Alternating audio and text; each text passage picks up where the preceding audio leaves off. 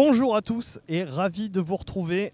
On est en direct de Beaune pour la deuxième étape du Tour Auto et donc forcément le deuxième Motul On Tour. On est prêt, on va vous montrer toutes les images de la journée. On est dans un très beau cadre, vous avez vu le soleil est avec nous. Et puis les belles autos aussi. Derrière moi les premières autos de compétition qui sont déjà arrivées il y a presque 1 heure et qui sont déjà en train d'être révisées pour être prêtes à repartir demain. Mais avant de vous parler de l'étape de demain, évidemment, on va revenir sur cette belle étape qui nous a fait faire de Paris à Beaune. Et on vous le fait tout de suite avec l'étape du jour.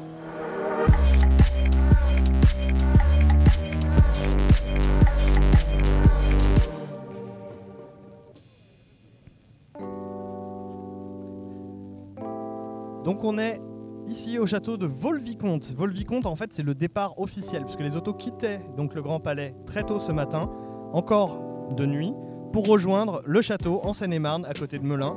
Et c'est là qu'elles se rassemblaient pour déjà profiter un peu de la vue, mais surtout pour passer une à une le portique et s'élancer pour la vraie course. Donc, le départ, le premier c'était la 151 et après on a égrené 1 minute à chaque auto, 1 minute à chaque auto. Attention, c'était pas le début du chrono, c'était juste le début de la course. Donc vous pouvez voir des autos très variées, une mini bariolée par exemple.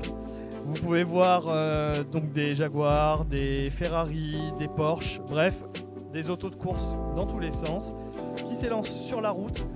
Et c'est une sacrée portion de route parce qu'on va même prendre l'autoroute pour rejoindre la Haute-Marne. Pourquoi la Haute-Marne ? C'est là qu'il y avait en fait la première spéciale de ce Tour Auto 2023. Donc une spéciale sur des routes un peu vallonnées, pas très larges, une vraie spéciale de rallye où forcément certaines autos étaient plus à l'aise que d'autres. Forcément plus elles étaient anciennes, moins elles étaient à l'aise. Mais on a vu de très belles autos, on a vu quelques petites figures libres dans un superbe cadre avec beaucoup de soleil et beaucoup de monde qui était venu voir le spectacle.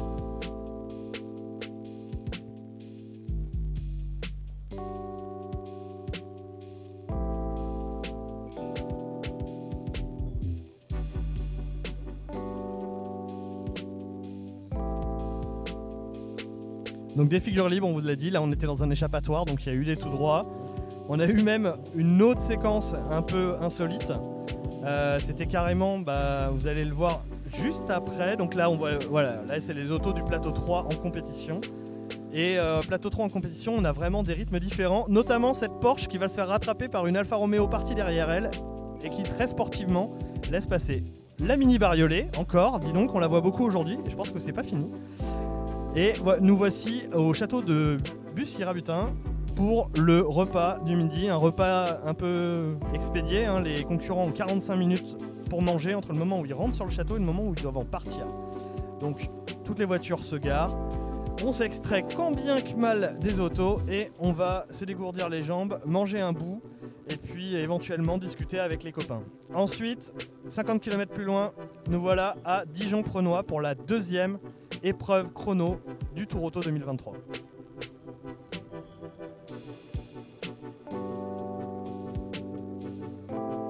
Les autos sont mises en pré-grille, il y a beaucoup de monde, les stars des médias ou les anciens pilotes signent des autographes et puis c'est déjà le moment de s'élancer en piste, plateau par plateau. D'abord le plateau 3, celui-ci où on trouve des MGB, des Jaguar MK2, donc des Mini, des Triumph ou des Morgan, pour une première course de 8 tours qui fait suite en fait à une première période faite avec des essais libres qui vont donner les temps. Ensuite le plateau 4 avec les Cobra, les Type E, des Ford GT40, etc. Alors pour le classement, si ça vous intéresse, en VHC dans la spéciale, c'est Armstrong et Freeman qui ont remporté sur Cobra. Ensuite on a eu Goduel et Jolin qui se sont classés premiers en groupe GHI. En régularité, c'est Saint-Martin et Dietrich, des Argentins sur Porsche 911, qui ont fait le moins de pénalités en régularité. À Dijon-Prenois, en plateau 3, nous avions la victoire du Coupé Berton 1750 de Guitny et Le Boulanger. une voiture qui est pas très loin, là, une belle bataille entre Coupe et Burton. Dans le plateau 4, les vainqueurs sortants, avec Boutsen et Ordioni sur Cobra, qui ont quand même mis 12 secondes à leur principal poursuivant. Et le plateau 5 a été remporté par la Ferrari 512M de John Ofby et Sibel. À chaque fois des belles courses, il y a eu des petites frayeurs, il y a eu des petites sorties, il y a déjà eu des petits problèmes mécaniques, c'est pour ça que les mécaniciens derrière moi ont beaucoup de travail.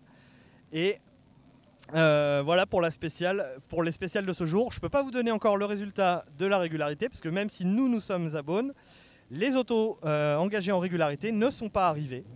Et elles sont encore sur le circuit, ça tourne encore, donc vous aurez les résultats demain matin sur l'article de newsancienne.com.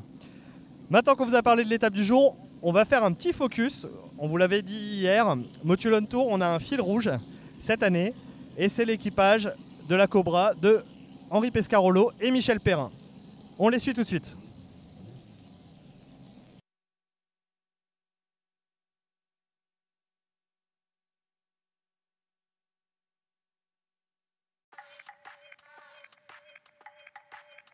Tout le monde avec le numéro 215, donc c'était pas parmi les premiers à partir, et ensuite on les retrouve dans la spéciale. Eux ils ont eu un drapeau jaune qui les a un peu ralentis, ce qui les empêche pas de se classer 16e, mais c'est Henri Pescarolo qui va nous en dire plus.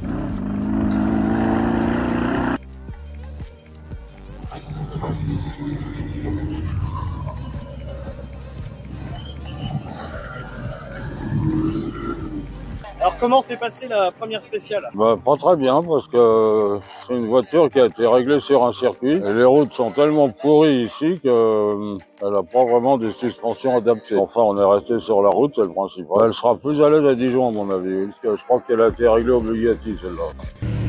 Dijon-Prenois où on retrouve donc la Cobra avec le seul Henri Pescarolo au volant. Donc sur le circuit, effectivement, il va mieux s'en sortir puisqu'il va prendre la 13e place du VHC. 9e de sa course après une belle remontée, il était parti aux alentours de la 15e. Bref, une belle journée pour l'équipage de la Cobra qui n'est pas encore arrivé et dont on aura des nouvelles très bientôt. Voilà pour le fil rouge, voilà pour l'étape du jour. Maintenant on va passer un peu sur la partie un peu plus magazine. Et si vous ne connaissez pas très bien le Tour Auto et son fonctionnement, c'est le 10 News Anciennes.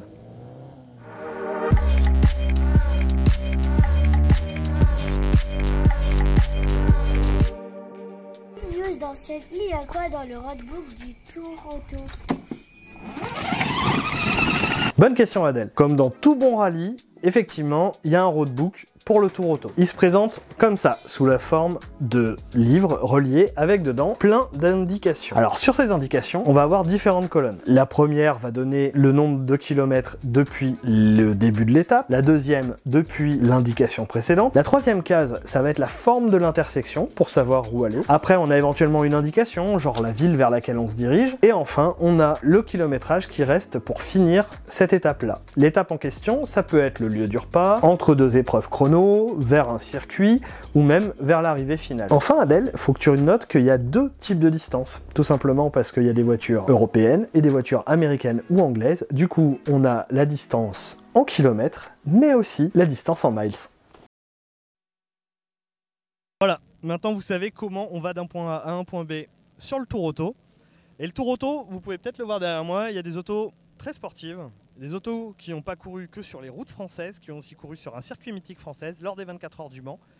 C'est notre deuxième fil rouge de la semaine.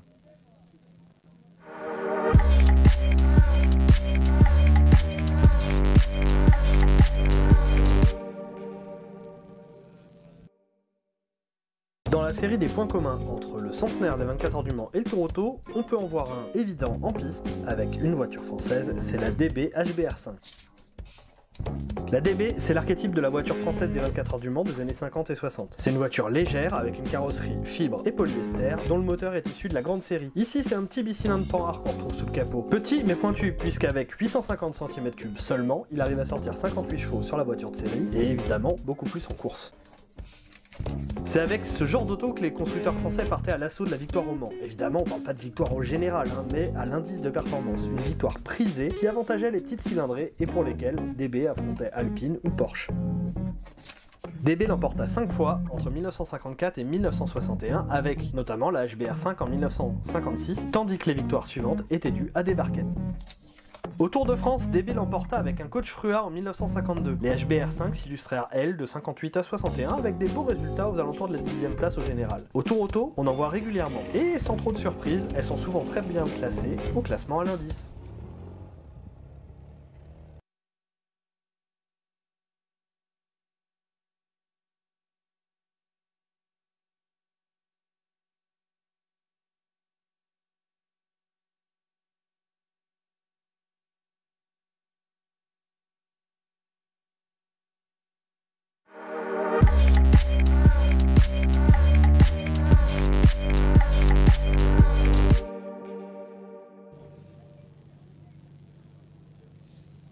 Bonjour Jean-Pierre. Bonjour, comment ça va? Bien et toi? Ah bah écoute, super bien, salut à tous.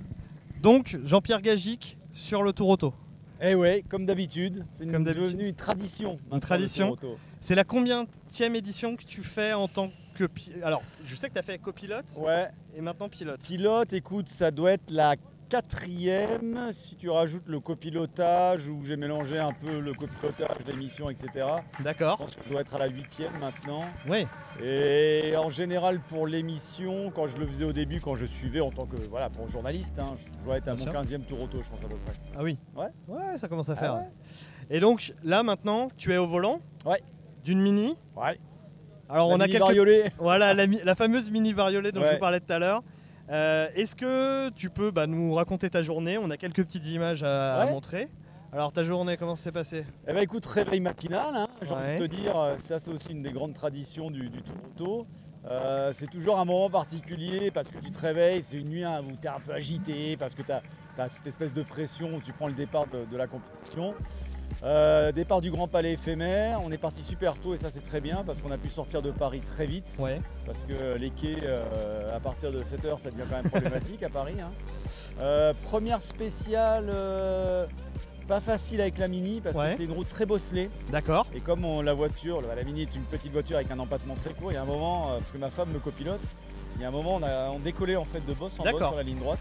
On avait même eu peur d'avoir pété quelque chose, mais non, voilà, c'est une petite mise en bouche. Moi, la première journée, c'est toujours, voilà, on D'accord. prend en main la voiture.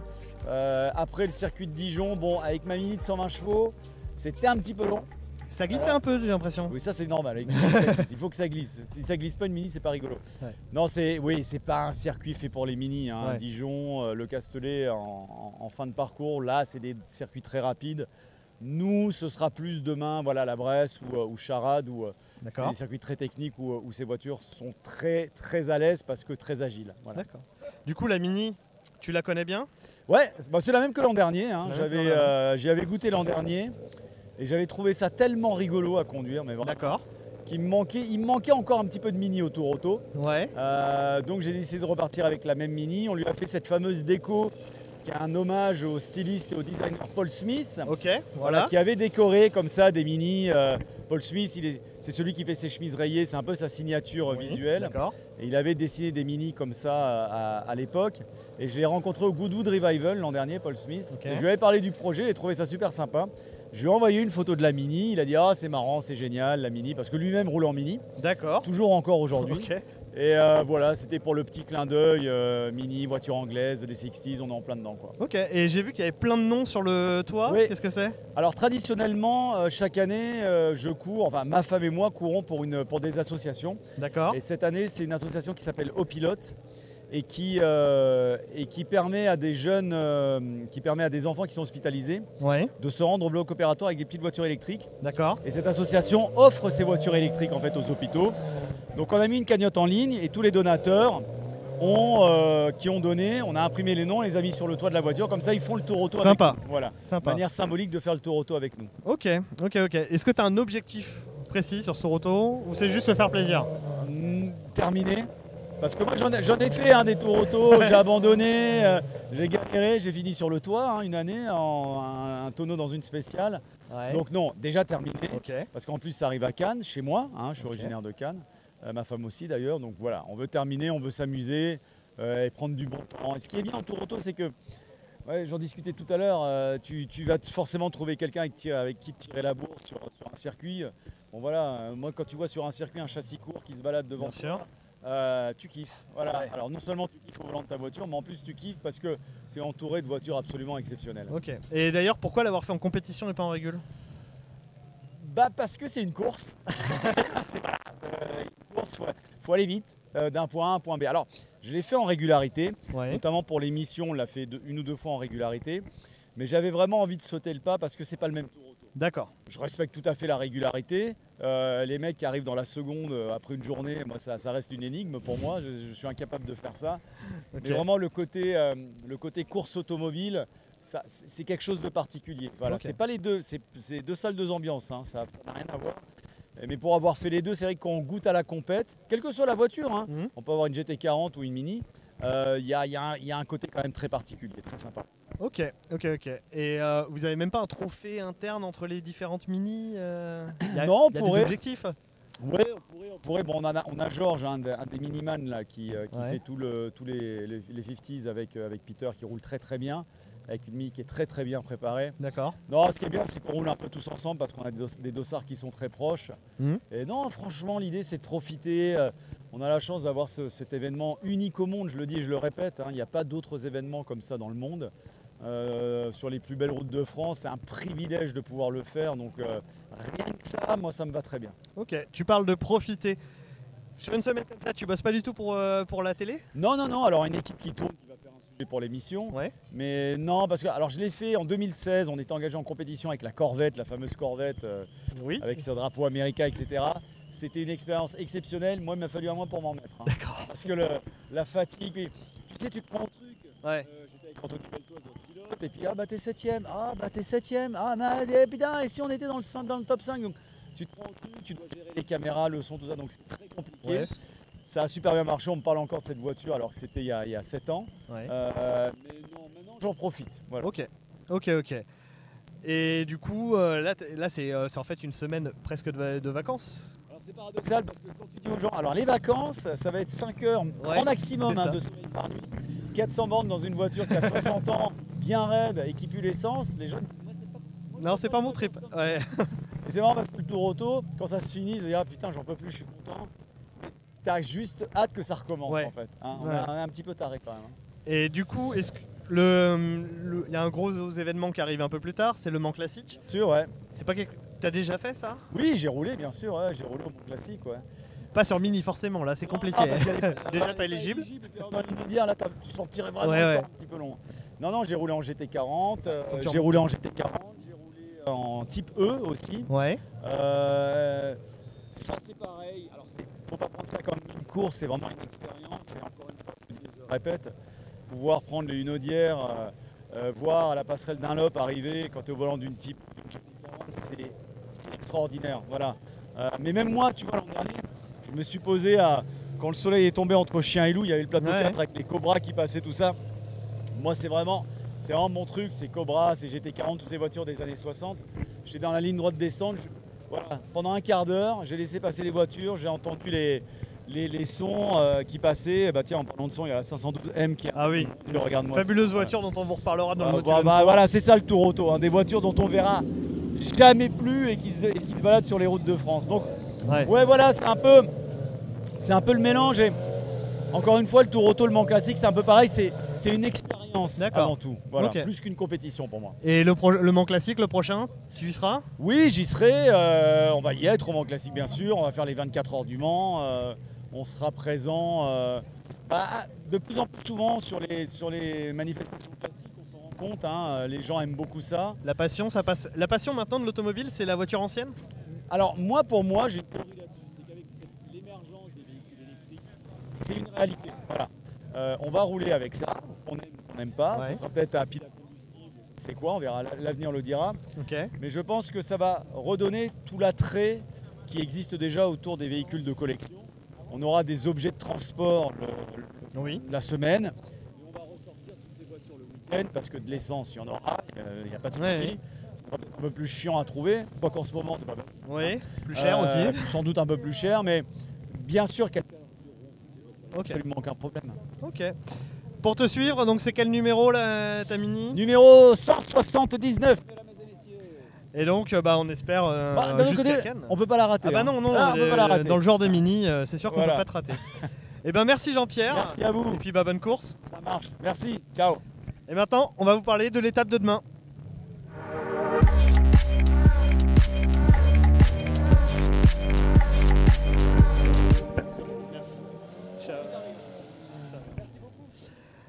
Voilà. Donc, premier invité, vous en aurez un par jour sur le Motul Tour. Alors, j'espère que vous m'entendez bien parce que là, derrière moi, c'est une. Il y a un Bialbero Alfa Romeo qui est en train de se. Je ne sais pas ce qu'ils font comme test, mais ça fait un sacré bruit. Et c'est vraiment quelque chose à vivre. N'hésitez pas si vous avez l'opportunité de venir sur un des parcs fermés. Vous avez, bon, l'entrée est payante, mais vous avez quand même l'opportunité d'approcher des voitures très sympathiques. Bon, du coup, le prochain parc fermé, c'est demain à Clermont-Ferrand. Et Clermont-Ferrand, on va y arriver, mais d'abord on va faire un petit détour, puisque demain, la journée commence par une épreuve sur circuit. On va sur le circuit de Bresse, où vous pourrez là aussi voir les autos à partir de 8 h du matin.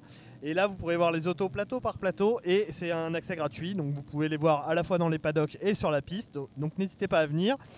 Après, on repassera plutôt de l'autre côté de la Saône, on va repasser vers Mâcon, et on va attaquer deux spéciales dans le Mâconnais, pour ensuite filer sur Clermont-Ferrand, et s'arrêter précisément à la Grande Halle d'Auvergne, à Cournon d'Auvergne, où on vous donne rendez-vous pour le 3e épisode du Motul Tour.